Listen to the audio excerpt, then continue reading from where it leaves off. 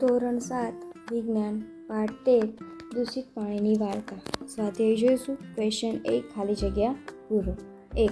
પાણીના શુદ્ધિકરણની પ્રક્રિયા એ ખાલી જગ્યા દૂર કરવાની પ્રક્રિયા છે. તો પ્રદૂષકોને. 2. ઘર દ્વારા મુક્ત થતું ગંદુ પાણી એ ખાલી જગ્યા કહેવાય છે. તો સુએજ. 3. સુકાયેલ ખાલી જગ્યા એ ખાતર તરીકે ઉપયોગી છે. તો કાદવ.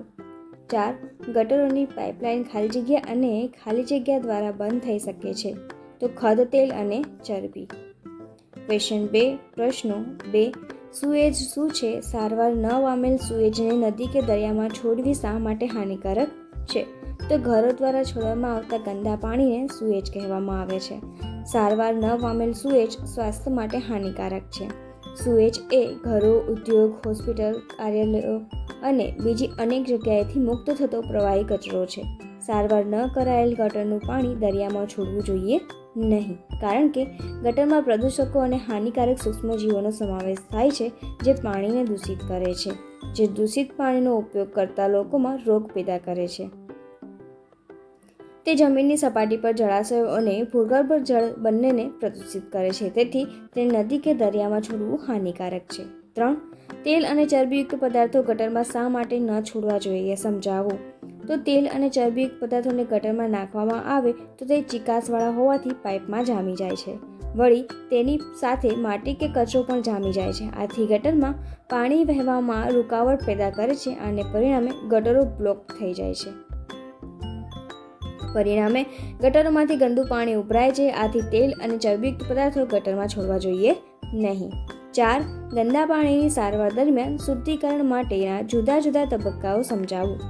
તો ગટરના ગંદા પાણીની સારવાર દરમિયાન શુદ્ધિકરણ માટેના જુદા જુદા તબક્કાઓ પ્રમાણે ગટરના ગંદા પાણીને બાર સ્કીનમાંથી પસાર કરવામાં આવે છે. આથી મોટી વસ્તુઓ જેવી કે ચીથરા, લાકડીઓ, પ્લાસ્ટિકના પેકેટ, હાથ રૂમાલ વગેરેને દૂર કરી શકાય છે.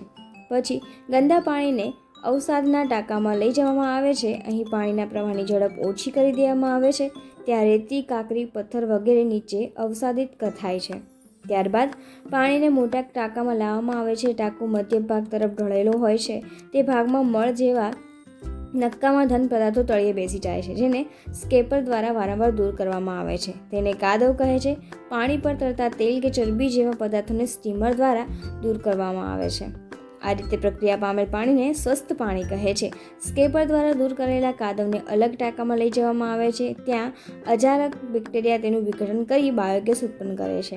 શુદ્ધિકરણ પામેલ પાણીમાં એરેટર દ્વારા હવા ઉમેરવામાં આવે છે.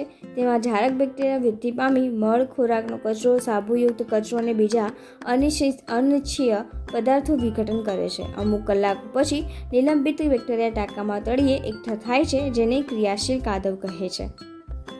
ત્યારબાદ પાણીને ઉપરથી દૂર કરવામાં આવે છે. ક્રિયાશીલ કાદવમાં 97% પાણી છે. હવે પાણીને રેતી, સૂકવણી પથારી અથવા મશીન દ્વારા દૂર કરવામાં આવે છે. સુકાયેલ કાદવ ખાતર તરીકે વપરાય છે. પ્રક્રિયા પામેલ પાણીમાં ખૂબ જ ઓછા કાર્બનિક પદાર્થો અને નિલંબિત દ્રવ્યો હોય છે. હવે તેને સમુદ્ર, નદી અથવા તળાવ કે જમીન પર છોડવામાં આવે છે. કુદરત ફરીથી તેને શુદ્ધ કરે છે. કેટલીકવાર પાણીને મુક્ત કરતા પહેલાં જંતુરહિત બનાવવા માટે ક્લોરીન અથવા તો ઓઝોન જેવા રસાયણો ઉમેરવામાં આવે છે. 5મું જોઈએ. કાદવ એ શું છે? તેને કેવી રીતે સારવાર શુદ્ધ કરાય છે તે સમજાવો. તો ગટરની પ્રક્રિયા કરતી વખતે મળ જેવો ઘન કચરો તળિયે સ્થિર થાય છે અને આ કચરાને કાદવ કહેવામાં આવે છે. કાદવની સારવાર નીચે પ્રમાણે કરી શકાય.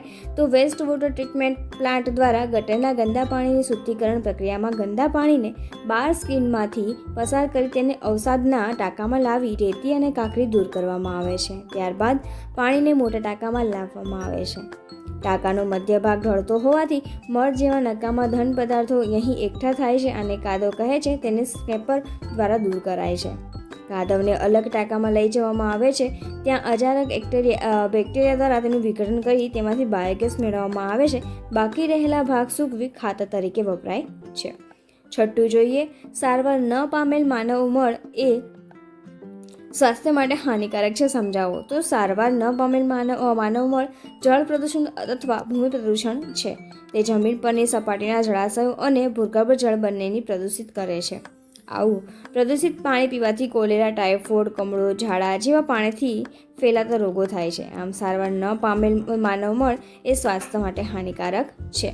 7મું જોઈએ, પાણીને બિનચેપી બનાવવા માટે કયા 2 રસાયણો વપરાય છે? તો ક્લોરીન અને ઓઝોનનો ઉપયોગ પાણીને જંતુમુક્ત કરવા માટે થાય છે. 8.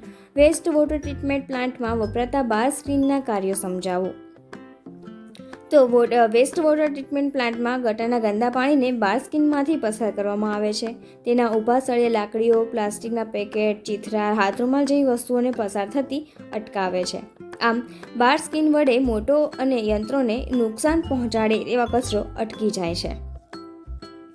9મું જોઈએ, સ્વચ્છતા અને રોગો વચ્ચેનો સંબંધ સમજાવો. તો સ્વચ્છતા અને રોગ એકબીજા સાથે સંકળાયેલા છે, કારણ કે સ્વચ્છતાનો અભાવ બીમારી તરફ દોરી જાય છે અને સારી સ્વચ્છતા પદ્ધતિઓ રોગોને અટકાવે છે. સારી સ્વચ્છતા જાળવવાથી રોગો ફેલાવાની શક્યતા ઘણી ઓછી રહે છે. ગટરના ગંદા પાણી ગટરમાંથી બહાર આવે તો મચ્છર, માખીઓ અને કીટકોનો ઉપદ્રવ વધે અને ગંદકી ફેલાય છે. પાઇપ તૂટવાથી પીવાના પાણીમાં ગટરના ગંદા પાણી ભેળવાય ત્યારે કોલેરા, ટાઇફોઇડ, કમળો, ઝાડા જેવા પાણીથી ફેલાતા રોગો થાય છે. સ્વચ્છતા ન જળવાય તો રોગો થવાથી શક્યતા વધે છે. આમ સ્વચ્છતા અને રોગો વચ્ચે સંબંધ છે.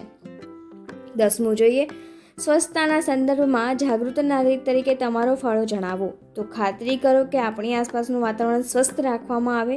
ઘરમાં ગટર વ્યવસ્થા યોગ્ય રીતે થવી જોઈએ. ગટરના પાઇપોમાં લીકેજનો કિસ્સામાં તાત્કાલિક સંબંધિત અધિકારીને જાણ કરો. ગટરના ઢાંકણા ન હોય કે કોઈકના ઘરનું પાણી પાડોશીના ઘર આગળ ગંદકી કરે તો તેને સમજાવીને તેમ થતું રોકી શકાય. જો કોઈ ગંદકી ફેલાવે તો એવું કાર્ય કરે તો તેને સમજાવીને રોકી શકાય.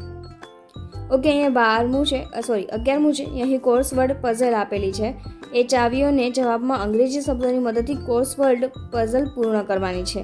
બરાબર, ગુડ લક્સ અંગ્રેજી શબ્દોમાં બધા જ આપેલા છે. ડાયરેક્ટ તમને અહીંયા આપેલું છે, જોઈને વાત સ્ટોપ કરી લેવું અને લખી લેવું. ઓકે, આડી ચાવી અને ઊભી ચાવી બંને જ છે. વપરાયેલા પાણી, સુએજ થતી પાઇપ, સૂક્ષ્મજીવો કે કોલેરા માટે જવાબદાર, પાણીને બિનચેપી બનાવતું રસાયણ. ઓકે, એના પછી 12મું છે, ઓઝોન વિશેના નીચેના વિધાનોનો અભ્યાસ કરો. તો આમાં છે તે સજીવોના શ્વાસોશ્વાસની ક્રિયા માટે જરૂરી છે. તે પાણીની બિનચેપી બનવાનું જરૂરી છે. તે પારમજાંબલી કિરણોનું શોષણ કરે છે. તેનું હવામાં પ્રમાણ હવામાં 3% જેટલું જ છે. આમાંથી કયું વિધાન સાચું છે? તો આમાંથી આવશે બી અને સી. બરાબર, એ સાચું છે, બીજો ઓપ્શન. ઓકે, અને આ સાથે આપણું સ્વાધ્યાય અહીંયા પૂરું થાય છે.